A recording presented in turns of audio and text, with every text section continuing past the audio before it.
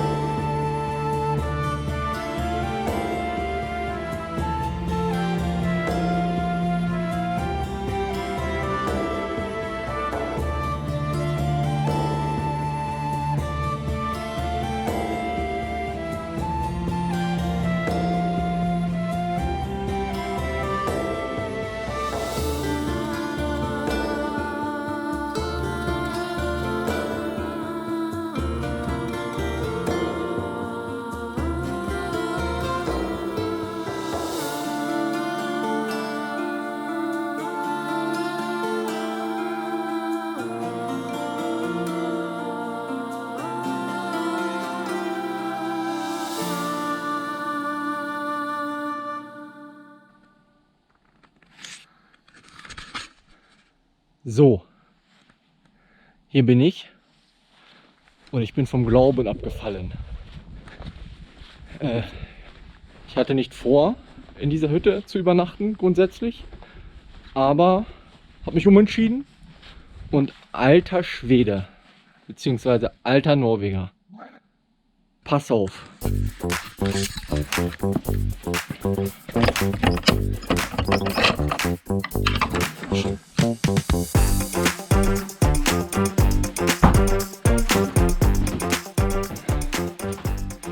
Ich meine eigentlich gar nichts mehr, aber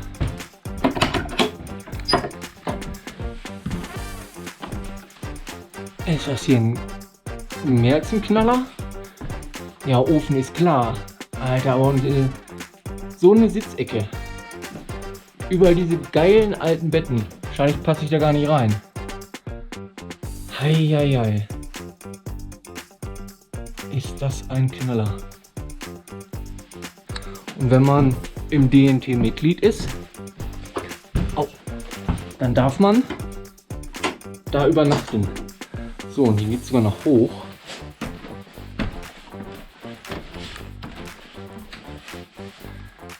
Hier auch noch mal was zum Schlafen. Ist das geil.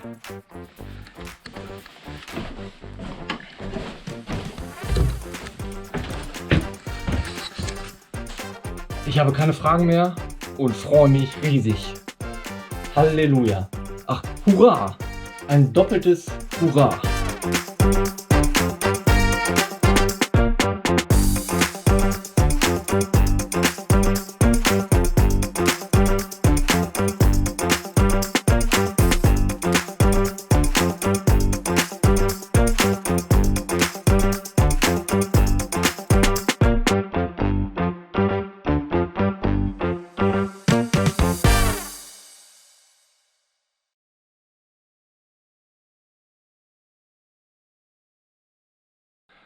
Guten Morgen. Auf in einen neuen Tag. Ja, das war die Knallerbude. Der Knallerbuden. Ja, ich habe auch, obwohl das Bett wirklich zu kurz war, habe ich im Verhältnis zu den letzten Nächten echt gut geschlafen. Von daher bin ich sehr froh, dass ich da war. Ich habe noch Besuch bekommen von Benjamin aus Norwegen, der hier seine Wanderrunden zieht. Der hat dann die andere Stube, die im ersten Stock, bezogen. Der macht sich gerade Pfannkuchen. Ich wollte aber einfach schon mal los, weil Regen naht. Nun denn, auf! Die nächsten 2 Tage ist eigentlich ein Off-Trail geplant. Man merke geplant. Und jetzt kommt aber auch 2 Tage, so wie es im Moment aussieht, ganz fieses Wetter. Mit nur Regen und kalt und so. Und ich frage mich, ich ringe mit mir schon wieder. Nicht erst seit gestern, ob ich denn dann Off-Trail da durch die Berge muss, wenn ich doch den ganzen Tag nur in Regenklamotten, nass und kalt da irgendwie durchgehe, fertig werden will und dann da im Zelt schlafe. Nur weil es der Plan ist. Dabei, ja, es gibt auch eine andere Lösung. Da gehe ich dann bis zum nächsten Ort, fahre dann ein Stück mit der Bahn und steige da dann wieder ein. Ja, es ist halt nur der Plan, und wenn ich das jetzt entscheide, nicht auszuhalten, ja, bin ich dann schwach, weil ich es nicht gemacht habe? Ich weiß es nicht. Wäre ich auf dem Weg zum Nordkap und das wäre dann halt mittendrin, dann wäre das so, dann würde ich es auch machen. Aber jetzt, wo ich es ja nicht muss, sondern nur machen würde, weil der Plan... Ah ja, schwierig, ey. Schwierig. Ja, mit sowas ringe ich da rum. Beim Gehen. Ai.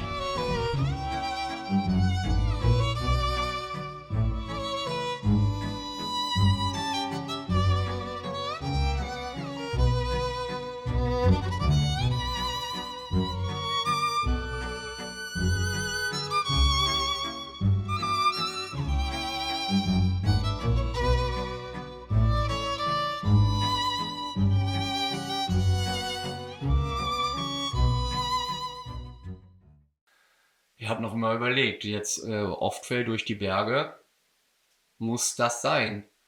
Und ich habe nicht wirklich einen guten Grund gefunden, diese körperliche, mentale Kraft jetzt aufzubringen. Ich gewinne ja nichts, aber ist ja kein Marathon, wo ich jetzt ab Kilometer 35 nehme ich den Bus und steige dann bei 40 aus und laufe dann nochmal 2 Kilometer und ein bisschen. So, das ist es ja nicht. Ich habe mich ja nochmal erinnert, dass ich ja an mein Anliegen, dass ich ja hier bin, wegen der Natur, in Bewegung, draußen sein. Und das bin ich ja trotzdem. So.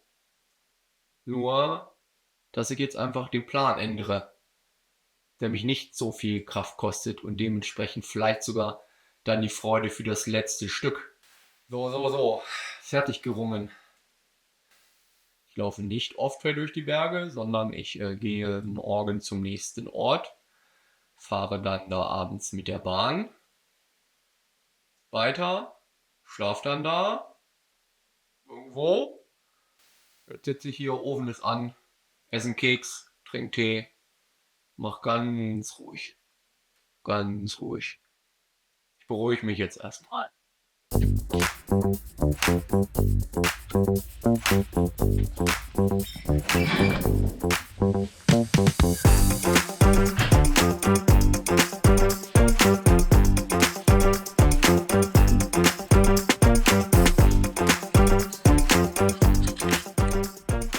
Schon wieder. Alter Schwede. Ja, alter Norweger. Ist das ein Wartesaal? Hier warte ich jetzt auf jeden Fall meine geplante Bahn bis dahin, wo ich wieder einsteige. Und das ist hier schönes Warten. Manometer.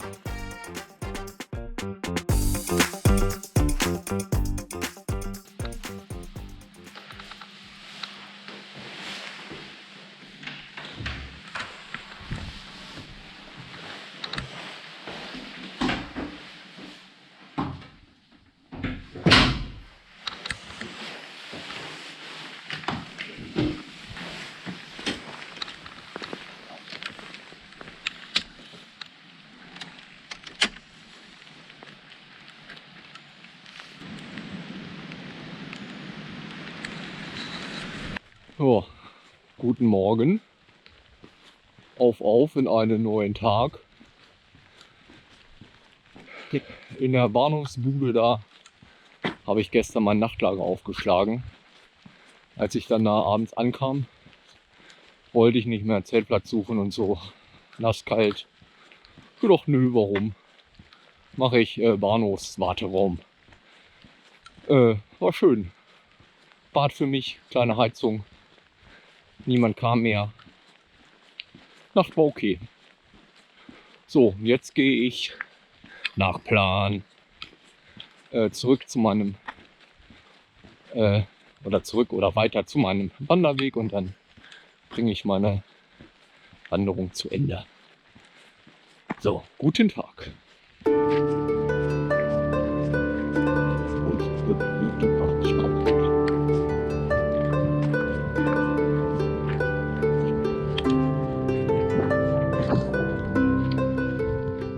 Schon jetzt unangenehm hier im Wind.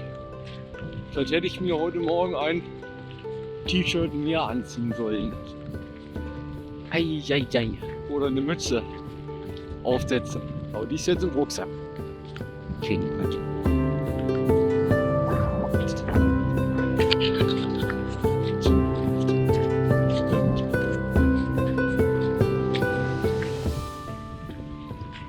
Mein drittes Frühstück im Gehen. Lecker Zucker mit Blaubeergeschmack. Hurra! Ja, jetzt haben wir noch Schneeregen im Angebot. Ist doch schön, dass sich Entscheidungen auch mal auszahlen. So, jetzt haben wir hier noch ein kleines Schneefeld. Ist ja ein buntes Menü heute.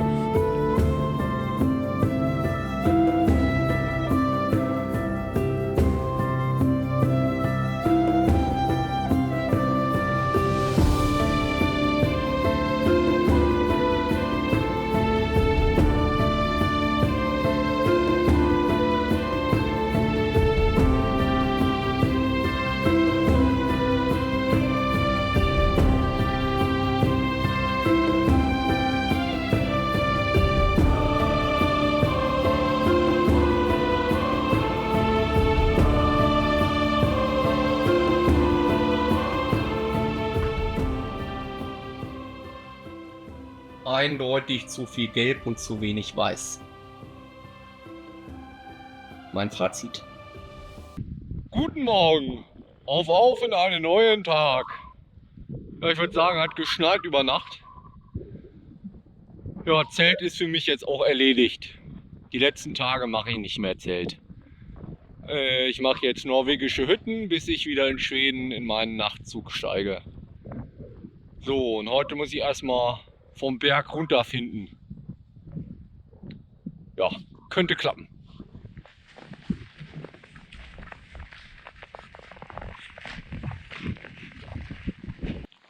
Das hier ist übrigens mein neuer Ausrüstungsgegenstand.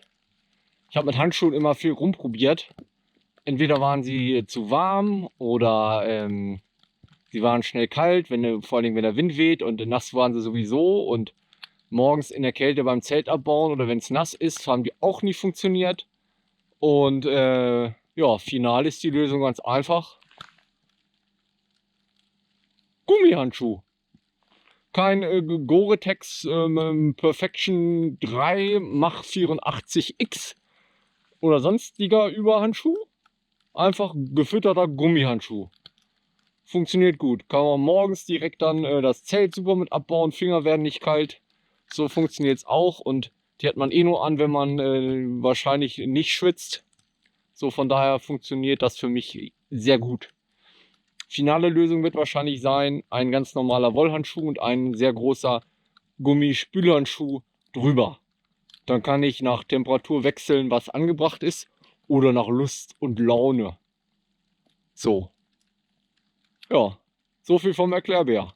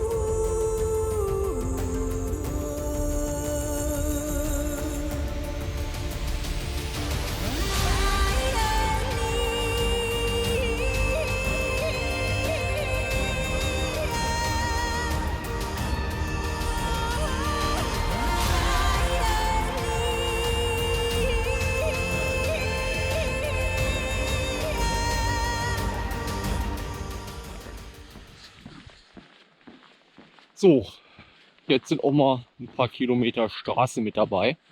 Ist aber gar nicht so verkehrt. Auch mal nett. Und ich habe mir für später ein Highlight aufgehoben.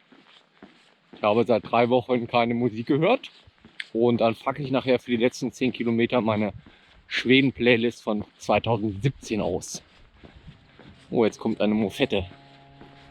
Und auch die Jugend muss hier sich irgendwie fortbewegen können, nehme ich an.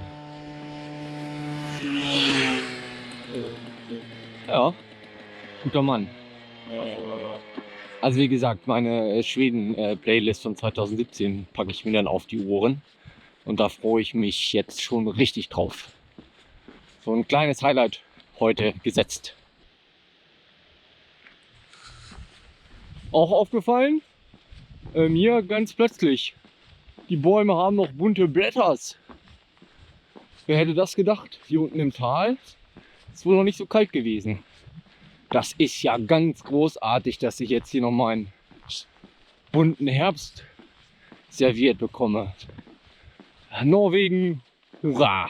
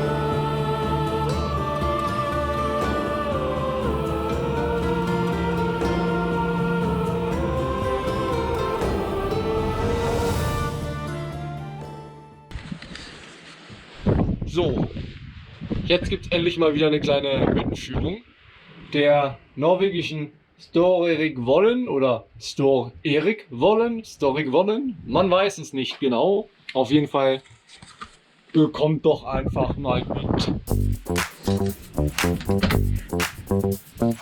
Tada! Man sieht, die Saison hat schon ein Ende gefunden, die Stühle sind hochgeklappt. Auf jeden Fall hier ist Essraum, mal wieder mit allem Zip und Zap. Da haben die letzten aber noch nicht so ordentlich aufgeräumt. Naja, auf jeden Fall. Hier wäre zum Beispiel ein Schlafräumchen. Aber, ach gucke mal, hier ist sogar Essenslager. Wenn man Not hat, kann man hier sich versorgen und was kaufen. Auf Vertrauensbasis wird das dann per App oder Überweisung oder Einzug beglichen. Der Knaller ist, es gibt noch ein oberes Stockwerk. So. Sitzbank, Tisch, Kerzen, Ofen. 2 Räume. Ich habe natürlich hier den Raum Nummer 4 genommen. Denn Aussicht. So sieht das aus. Die Knalleraussicht ist natürlich hier Richtung See.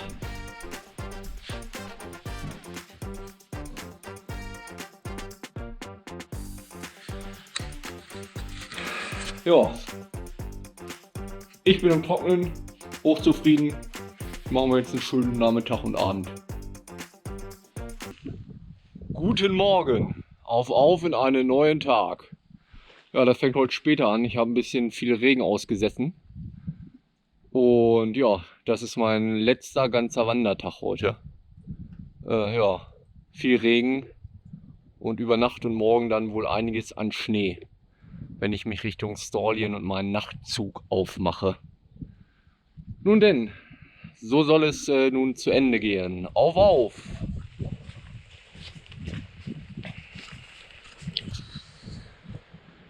Schweden, ich bin wieder da. Hurra! Ist auch gleich viel wärmer hier bei dir. Also ich freue mich, schön wieder hier zu sein in Schweden. Ich hoffe, du freust dich auch. So, ja, Schweden, hurra! Ja, ich würde sagen, Wettervorhersage hat gestimmt. Schnee ist da. Frohe Weihnachten. Ja, das ist ein gutes Signal. Reicht jetzt. Ist jetzt gut. Nachtzug wartet. Stockholm wartet. Ab die Post.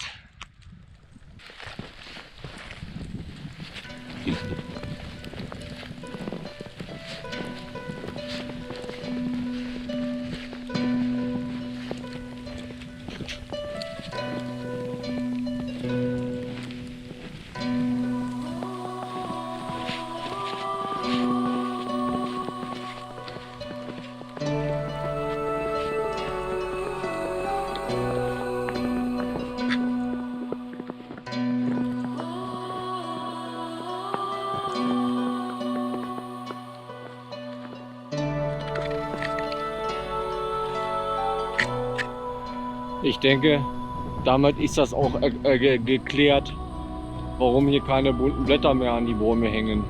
So von wegen bunter Herbst. Wäre ja jetzt schön blöd mit dem Schnee. Also für die Bäume.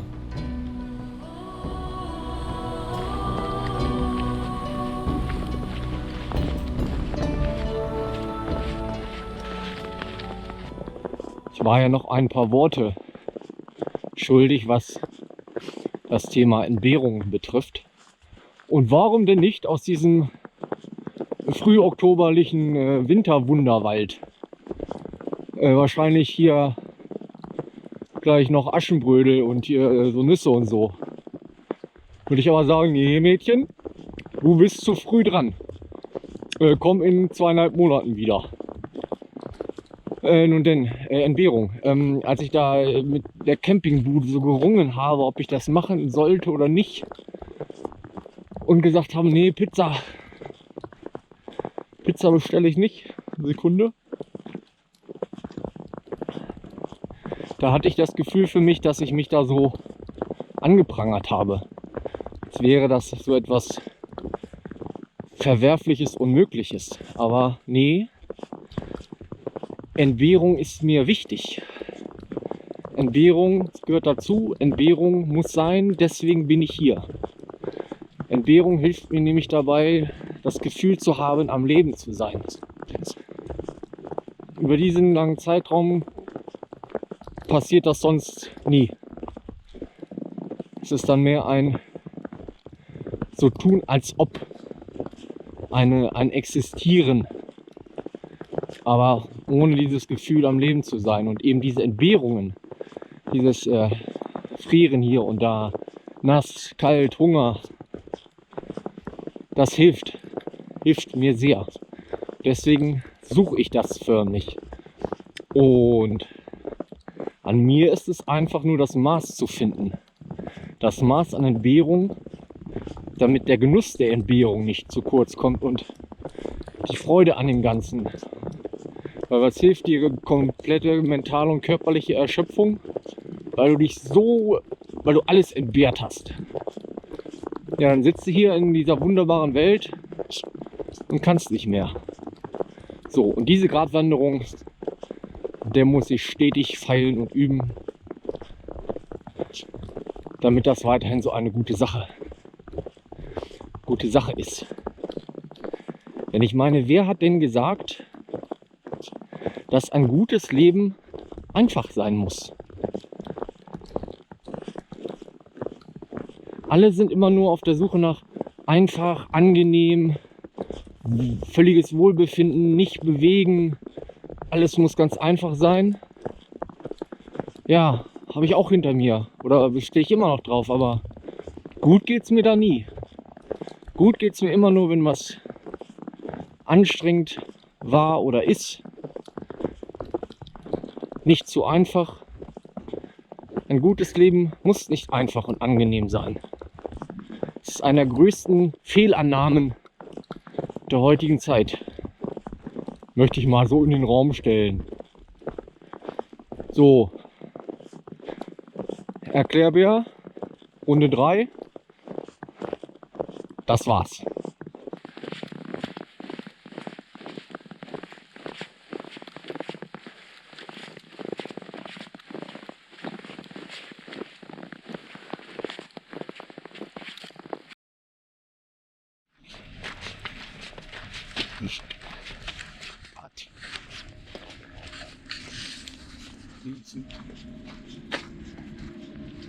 Lieber schwedischer Nachtzug, das habe ich mich auf dich gefreut. Und jetzt stehst du hier.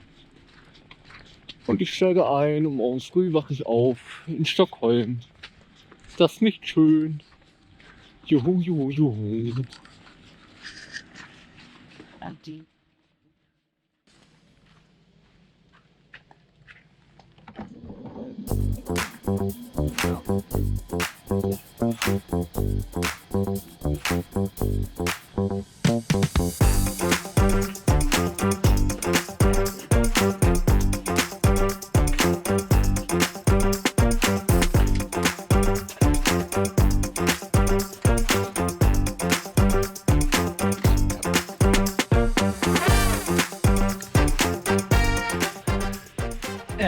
So, das ist mein Metier hier.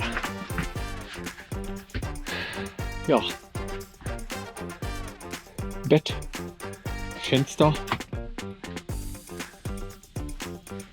Bad mit Dusche. Okay, war dunkel. So, nochmal. Da.